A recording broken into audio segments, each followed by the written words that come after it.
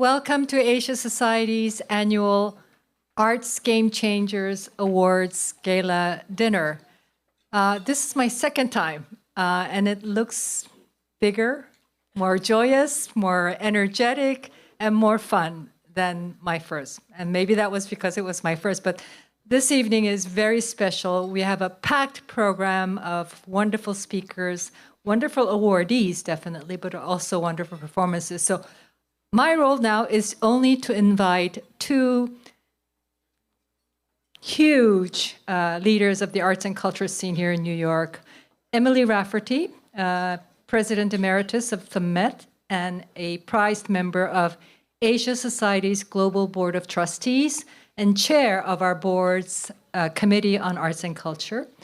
And Vishaka Desai, our former president, who's really grown Asia Society's profile here in New York, not just in arts and culture, but also in the policy space. So we have two wonderful leaders of the New York arts and culture world to co-host this evening. And I'm so thrilled that two of my most wonderful friends and mentors have agreed to take on this role for this evening. So Emily and Vishaka, please come to the stage. Good evening, everybody. It's really a wonderful moment to look out and see so many people from so many parts of the world that have gathered here to share this evening of celebration for so many great, great artists.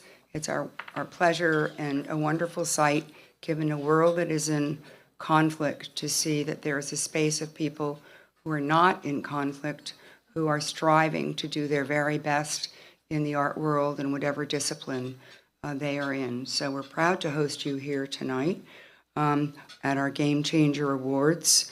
It is a night that we honor the visionary artists, cultural trailblazers, and profound impact of creativity across borders. And we bring together every year this gathering of the art collectors, the dignitaries, the artists, gallerists, the art world, and the Asia Societies and patrons to celebrate the vibrance of Asian contemporary art. So important for the world to see the visibility of what you do and the visibility of showing up in a place like this. It is at the center of the world of Asian culture. So now it's my great pleasure to turn these remarks over to Vishaka Desai. Thank you. Thank you. Thank you, Emily. It's a great pleasure to be with you, especially as a good friend, and also wonderful to be back here, a place that has been my professional home for 22 years, 12 years ago. I'm particularly happy since the honorees tonight have worked with Asia Society over the last 3 decades or more. So it's also like coming home for them, as well as for many of us. And I must say that it's also a particular pleasure for me because this is a night when we also celebrate a very, very good dear friend and honorary trustee of the Asia Society, late Cynthia Polsky.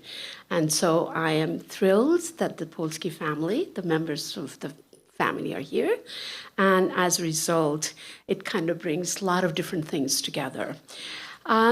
When John D. Rockefeller III founded the Asia Society in 1956, at the height of Cold War, and when People's Republic of China was still not recognized at the UN, he was clear that even at the time of political divisions, there was a way to connect societies, and it was through the arts. He understood that understanding of contemporary politics or policy of Asian countries would be empty without undergirding them in their arts, history, and culture.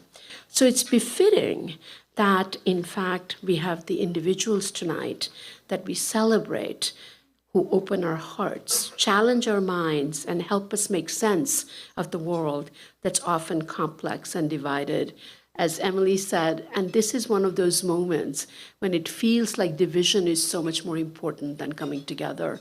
And this is the element, the moment when we can come together, because that's what arts do at their very best.